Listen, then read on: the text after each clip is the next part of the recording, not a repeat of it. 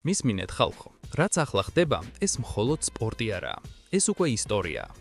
ილია თოფურია ის კაცი არაა, სიტყვებს ჰაერში რომ ისვრის. გახსოვთ ჩარშან ტვიტერზე რომ დაწერა თეთრ სახლში მთავარი ბრძოლა ჩემი იქნებაო. მაშინ ბევრს გაეცინა. ზოგმა იფიქრა, ამას რა მოუვიდა ხომ არაფრენსო. მაგრამ აი დადგა 2026 წელი და სად ვართ? ილია ემზადება ამერიკის გულში საჩხუბრად. ეს ხომ წარმოუდგენელი ამბავია, იქ ხომ მარტო კალათბურთი და ბეისბოლი ეტევათ. მაგრამ ილიამ ისეთი მასშტაბი შექმნა, რომ თეთრი სახლის ეზოში რინგს უდგამენ. აქ ერთი საინტერესო დეტალია. ილია ამბობს, რომ კომპანიამ იქ თავისი საუკეთესო პროდუქტი უნდა გამოაჩინოს. და მოდით გულზე ხელს დავიდებთ და ვთქვათ, ვინ არის დღეს UFC-ში ილიაზე მეტად ქარიზმატული? მახაჩევი? კი, მაგარი მებრძოლია, ტექნიკურია, მაგრამ აქვს კი ის აურა, რაც ილიას ან კონორ მაკგრეგორს? არა მგონია. ილია და ალექს პერეირა. აი ესენი არიან დღეს ნამდვილი ვარსკვლავები, რომლებიც არასდროს ხტებიან ჩხუბიდან.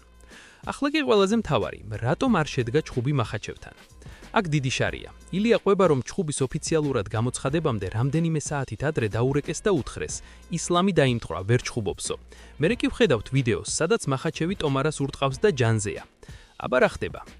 ჩემი აზრით აქ საქმე ფულშია. ილია თოფურია და ისლამ მახაჩევი ეს არის ნომერ პირველი და ნომერ მეორე pound for pound რეიტინგში. ასეთი ჩხუბი მილიონები ღირს. UFC-ს კი ალბათ დაენანა იმ თანხის გადახდა, რასაც ეს ბიჭები იმსახურებენ. აი ალექს პერეირამ ხომ თქვა 10 მილიონს მიხდიანო. ჯერა რომ ილიაც მაგ ციფრებზე საუბრობს. და როცა ორ ასეთ გიგანტს უნდა ერთმანეთთან შეხვედრა, დანა ვაიტმა ჯიბეზე ხელი უნდა დაიკრას. თუ არ გაიკრა, მაშინ ვიღებთ იმას, რაც მივიღეთ. ჯასტინ გეიჯი ილიას წინააღმდეგ. გეიჯზე რას ფიქრობთ? ბევრი ამბობს, რომ ჯასტინი ილიას პირველსავე რაუნდში დააძინებსო. მე კი მეცინება. ილია ამბობს, მე ჩემს გამარჯვებაში 100%-ით დარწმუნებული ვარ. და იცით რა, მე ამ კაცის მჯერა. როცა ის ამბობს, რომ რაღაცას გააკეთებს, ყოველთვის აკეთებს. გეიჯი მაგარი ბიჭია, ნამდვილი Hall of Fame-ის კანდიდატია, 70 კილოგრამიზე მეტია და დარტყმაც მძიმე აქვს. მაგრამ ტექნიკა, სისწრაფე, აქ ილიას სხვა პლანეტიდანაა. საერთოდ დაფიქრებულ ხართ, რამდენად რთულია ასეთ წნეხში ყოფნა? მთელი მსოფლიო გიყურებს. ამერიკის პრეზიდენტის დაბადების დღეა, 14 ივნისი, და შენ უნდა გამოხვიდე და დაამტკიცო, რომ საუკეთესო ხარ. ილია კი ამბობს, რომ ეს მისთვის მხოლოდ გამოცდილებაა, რომელსაც მერე შვილებს და შვილიშვილებს მოუყვება. ესაა ქართული სული. საქმეს აკეთებს არა ნივთებისთვის, არამედ იმ მომენტებისთვის, რაც სამუდამოდ რჩება. და კიდევ ერთი, კრიშტიანო რონალდო. წარმოგიდგენიათ, კრიშტიანო და ილია ერთად სჯდებან, საუბრობენ. რონალდო თურმე საბრძოლო ხელოვნების დიდი ფანია და სულ მზადაა დასახმარებლად. როცა ასეთი ხალხი გიდგას გვერდით, შენ უბრალოდ არ გაქვს უფლება რომ დამარცხდე. მოკლედ, პირველი ნაწილი ასეთია. ილია მზადაა, ის 100%-ით ფორმაშია და თეთრი სახლი მის მოლოდინშია. მახაჩევთან ბიფი კი გრძელდება და ეს გარგიცაა. რაც უფრო მეტი ხმაურია, მით უფრო ძვირი ეღირება მათი შეხვედრა მომავალში. თქვენ რას ფიქრობთ, მართლა ტრავმა ჰქონდა ისლამს თუ უბრალოდ ფული ვერ ყავეთ? თეთრი სახლი, 14 ივნისი. ხვდებით საერთოდ რა ხდება? ეს ხომ მხოლოდ ოქტაგონი არაა. ეს დონალდ ტრამპის დაბადების დღეა. წარმოგიდგენიათ, ამერიკელი კონსერვატორები, ნამდვილი ამერიკელები, სხედან დაელოდებიან, როგორ მოუგებს მათი საყვარელი ჯასტინ გეიჯი ამ პარტავან ქართველს. ჯეიკ პოულაც კი წამოყო თავი. როგორ შეიძლება თეთრ სახლში თერთკანიან ამერიკელს ვიღაც ესპანურ ქართულმა სისხმას ძლიოსო? მაგრამ ილიას ეს საერთოდ არ ადარდებს.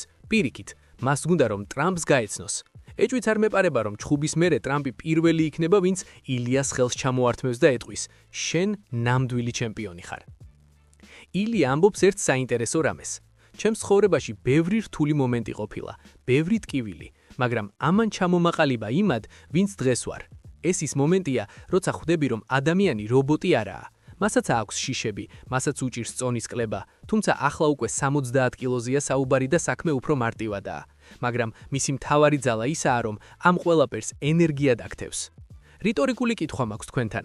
რამდენ ადამიანს იცნობთ, ვინც ასეთი თავდაჯერებით იტყვის, მე მოვიგებ, სხვა ვარიანტი არ არსებობს. ეს არაა ტრაბახი, ესაა შინაგანი რწმენა, რომელიც მთებს ძრავს. როცა მას ეკითხებიან, რა მოხდება თუ წააგებ, ის საერთოდ ვერ იგებს კითხვას. მის სამყაროში მარცხი არ არსებობს. არსებობს მხოლოდ გაკვეთილი ან გამარჯვება. ბევრს გონია, რომ ილია და ისლამი ერთმანეთს ვერ იტანენ. მე კი გეტყვით, აქ მთავარი მოთამაშე UFC-ა. ილია პირდაპირ ამბობს, რომ მას დაურეკეს და უთხრეს, ისლამი ჩაეხსნაო. მახაჩევი კი ამტკიცებს, არაფერიც აქვარო. ეს არის დიდი თამაში, სადაც სპორტსმენები ზოგჯერ პაიკები ხდებიან. მაგრამ ილია არავის პაიკი არაა. მან იცის თავისი ფასი. დააკვირდით მის მიდგომას. ის არ ხარჯავს ენერგიას იმაზე, რასაც ვერ აკონტროლებს. თუ ჩემი ბრალი იქნებოდა, ვინ ერვიულობდი, მაგრამ როცა UFC ვერ აგვარებს საქმეს, მე რა ვქნა, ამბობს ის. ეს არის ნამდვილი სტოიციზმი. ამიტომაცაა ის ასეთი მშვიდი. სანამ სხვები ტვიტერზე ერთმანეთს ლანძღავენ, ილია დარბაზშია. 580 გრადუსით ცვლის თავის ტექნიკას და ემზადება იმისთვის, რომ გეიჯის პირველივე რაუნდში აჩვენოს, სად არის ბალახი ტკიბილი. ილია საოცრად აერთიანებს ამორს. მას აქვს ქართული ვაჟკაცობა და ევროპული დისციპლინა. ის არ არის ისეთი მებრძოლი, რომელიც მხოლოდ მუშტების ქნევაზეა ორიენტირებული. ის არის ინტელექტუალი ოქტაგონზე. ყოველი მისი ნაბიჯი გათვლილია. როცა მას ეკითხებიან რჩევას გეიჯისთვის, ის ირონიით პასუხობს: "ფრთხილად იყავი, ფეხი არ გადაგიბრუნდეს, ოღონდ ჩხუბამდე მიაღწიე და იქ მე მიგხედაო." ახლა კი ყველაზე მთავარი. ილია ამბობს, რომ მას აღარ აინტერესებს პროგნოზები. ის მიყვება გულს. თუ გული ეტყვის, რომ მახაჩევის მერე უნდა წავიდეს, წავა. თუ ეტყვის, რომ კრივში უნდა გადავიდეს, გადავა. ის არის თავისუფალი კაცი, რომელმაც უკვე მიაღწია ყველაფერს, რაზეც ოცნებობდა, მაგრამ მაინც არ ჩერდება. ჩვენი მეორე თარხა აქ სრულდება. ილია უკვე ამერიკაშია. ბოლო დეტალებს აზუსტებს და ემზადება იმისთვის, რომ 14 ივნისს მთელი მსოფლიო აალაპარაკოს. როგორ ფიქრობთ, გეიჯის რკინა ნიყაბი გაუძლებს ილიას დარტყმებს, თუ თეთრ სახლში ახალი ნოკაუტის მოწმენი გავხდებთ? მისმინეთ ხალხო, ბევრი ამბობს, რომ ილია მახაჩევთან ჩხუბის შემდეგ UFC-დან წავაო. მოდით დავფიქრდეთ. როცა ადამიანი 30 წლამდე ასრულებს ყველა თავის ოცნებას, როცა ხდება ჩემპიონი, როცა იცავს ტიტულს და როცა პლანეტის საუკეთესო მებრძოლს, პოტენციურად მახაჩევს და ამარცხებს, კიდევ რა რჩება? ილია თავად ამბობს, რომ აღარ სურს წინასწარმეტყველებები. ის უბრალოდ უსმენს თავის გულს და რაც მთავარია, უსმენს დედას. დააკვირდით ინტერვიუში როგორ ხაზს უსვამს ამას. არც ერთი დედა არ არის ბედნიერი, როცა მისი შვილი ოქტაგონზე სისხლისგან იცლება. მიუხედავად იმისა, რომ ილია მსოფლიო ვარსკვლავია, მისთვის დედის სიტყვა კანონია.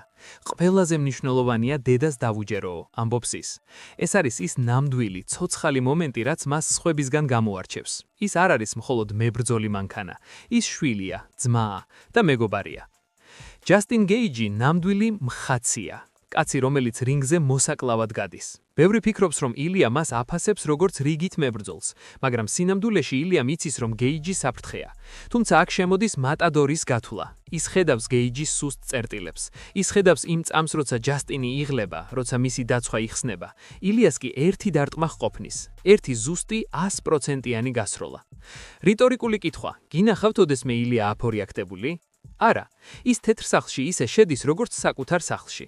ეს თავდაჯერება ზოგს აღიზიანებს, მაგრამ მე ვიტყოდი, რომ ეს არის პროფესიონალიზმის უმაღლესი მწვერვალი. როცა იცი, რომ 20-30 კილომეტრის გარბი ხარ დღეში, როცა ტონობით ოფლსღური დარბაზში, შიში ქრება, რჩება მხოლოდ ცივი გონება.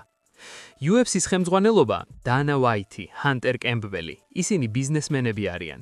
მათთვის ილია თოფურია არის ოქროს საბადო. მათ იციან, რომ ილიას შეუძლია ევროპული ბაზარი მთლიანად დაიპყროს. ამიტომაცაა ეს ამბავი მახაჩევთან ასეთი ბუნდოვანი. მათ ჭირდებათ ეს ბიფი, ჭირდებათ ეს დაძაბულობა, რომ მერე, როცა ეს ჩხუბი შედგება, მთელმა მსოფლიომ იყიდოს ტრანსლაცია. ილია კი ამბობს: მე მზად ვარ ნებისმიერისთვის. ისლამი, არმანი, პედი, ვინც გინდათ მომიყვანეთ. ეს არის ჩემპიონის მენტალიტეტი. მას არ აინტერესებს მეტოქის სახელი, მას აინტერესებს საკუთარი განვითარება. ბიჭებო და გოგოებო, 14 ივნისი ახლოსაა. ეს იქნება დღე, როცა ქართული დროშა თეთრ სახლთან აფრიალდება. ილია გვპირდება, რომ ეს იქნება შოუ, რომელსაც არ უნდა დავახამახნოთ. არ დაახამახნოთ და თმა არ დაივარცხნოთ ჩხუბის დროს, თორემ ყველაფერს გამოტოვებთო. აი ესაა ილიას სტილი.